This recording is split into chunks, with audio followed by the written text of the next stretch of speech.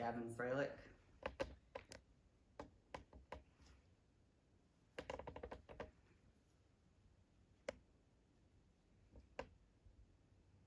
Throughout the course of this informative speech, I will be informing my audience about what parasocial relationships are, how they form, and the effects that they can have on people, both good and bad.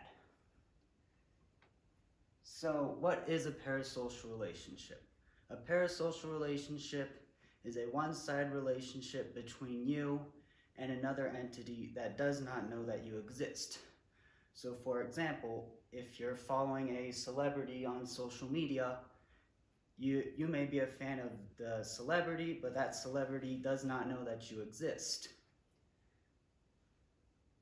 Now, the idea of parasocial relationships has been around for a long time, first coined in 1956 by Donald Horton and Richard Worrell.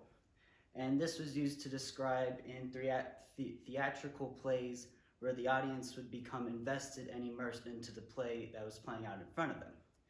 And over time, as the way we consume media has evolved with the introduction of TVs, and now live streams where you can actually interact directly with these creators, parasocial relationships has evolved alongside this.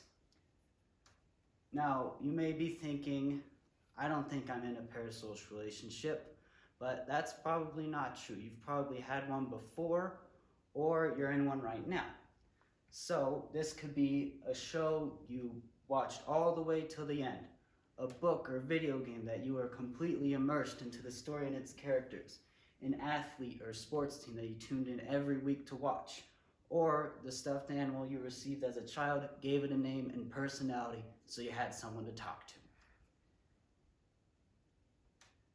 Now, a good example of this that we see on a daily basis is when we are talking about sports teams, where you will notice that many sports fans use the term "we" encompassing them and the team, when in actuality, you being a fan of the Vegas Golden Knights and saying we are in the playoffs, you're not part of the Vegas Golden Knights and you don't have any ownership in the team, so you being a fan does not have an effect on how well they play. So another important concept to keep in mind as we go on is that both fiction and non-fiction entities are sort of interwoven when it comes to parasocial relationships. And that's because to make fiction not fiction for us to enjoy, we need non-fiction elements. So you need a writer, an actor to portray these characters and ideas on the screen. So, in a study done by J.L. Derrick, Shira Gabriel, and Kurt Hunningberg in the Journal of Experimental Social Physiology, they looked into why social relationships happen. And what they determined was that it would fulfill this need, this natural human need of belongingness that we all have. We all want to feel included in something, that we're part of something bigger. So in their research, they surveyed people to figure out what they did when they were feeling lonely. And among both men and females, the top choice was either listening to music tracks or watching television.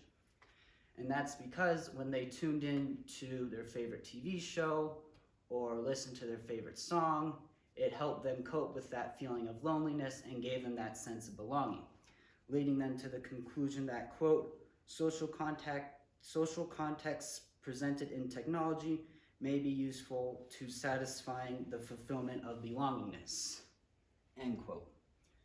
So this brings us to our next point, and it's that we spend a whole lot of time in fictional worlds and following other people.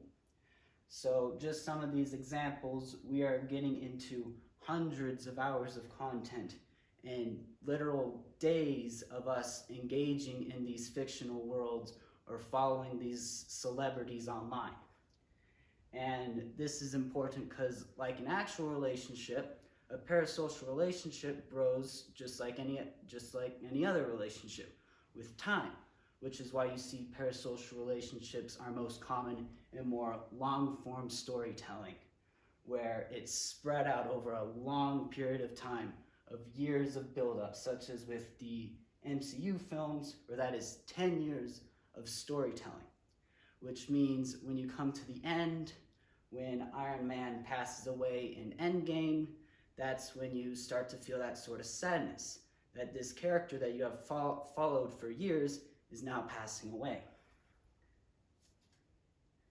Now, before we move on, I would like you to consider something, and that's, of the social media that you use, how many of the people that you follow do you actually know personally, that you would consider to be your actual friends?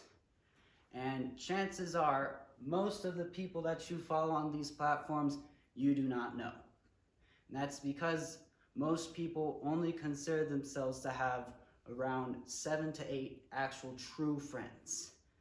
So this is important to keep in mind, and this is one of the negatives that a parasocial relationship can have, and that we can sort of become obsessed in a relationship that really doesn't exist for us. We can follow people on Twitter and respond to their comments, but on the other side, the person seeing our comments, we're just one of hundreds of people that are responding to them. And another thing to consider is that these interactions that we believe we are having with these people are not true interactions. In some way, we are limited in the ways that we can speak.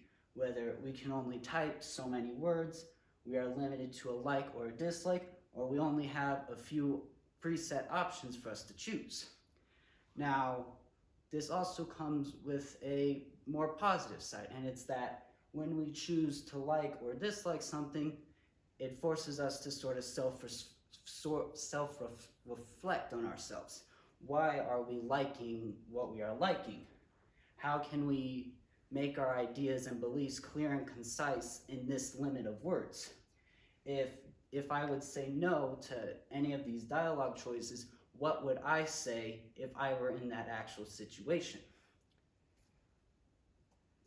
And this brings us to sort of what happens when a parasocial relationship ends. Because just like face-to-face relationships, they will come to an end either through you fall out or the person passes away. And you can sort of go through your own cycle of grief depending on how intense that parasocial relationship was. So if, let's say, you liked the show, you liked the TV show you were watching, but it wasn't your favorite. You may be sad to see it's over, but the next day you're ready to move on. As opposed to something that you may have spent hours and hours watching and engaging in, you're sad to see it go, so you'll experience your bit of grief, going through denial, anger, depression, bargaining, acceptance. And this is a more extreme example and will definitely vary on how involved these relationships are. Which brings us to the more unfortunate side, that when these end, even though you may not have actually known Kobe Bryant or Chadwick Boseman, it is still unfortunate to see them pass away and move on. And while that's sad to see, it's important to remember them for the good that they have done and be happy that these people, that even though we don't actually know, were able to have such an impact on our lives and shape us to who we are today. Thank you.